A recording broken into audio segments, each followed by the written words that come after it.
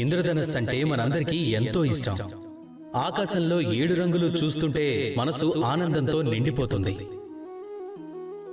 ఈ ఇంద్రధనస్సు ప్రతిరోజు ప్రతి సమయంలోనూ రాదు. వర్షం మధ్యలో కనిపిస్తుంది. ఇది మీరు ఆ 7 రంగులు చూడాలి అనుకుంటే, ఆనందించాలి అనుకుంటే అందుకు వర్షంలో తడవాల్సి ఉంటుంది. వర్షించే సమయంలో వీచే తీవ్రమైన గాలిని భరించాల్సి ఉంటుంది. అదేవిధంగా జీవితంలో ఒకవేళ 7 రంగుల సుఖాన్ని మీరు అనుభవించాలి అనుకుంటే సమస్యలనే వర్షాన్ని కూడా భరించాల్సి ఉంటుంది కదా. అప్పుడే అది ప్రాప్తిస్తుంది.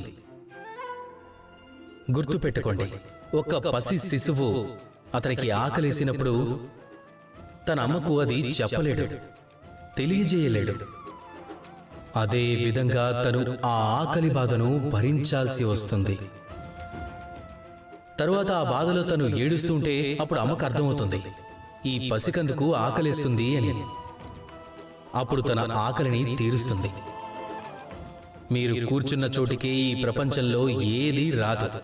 సుఖాలు అనుభవించాలి అంటే అప్పుడు బాధలు కూడా మీరు అనుభవించాల్సి ఉంటుంది, అలాగే కష్టపడాల్సి ఉంటుంది కూడా.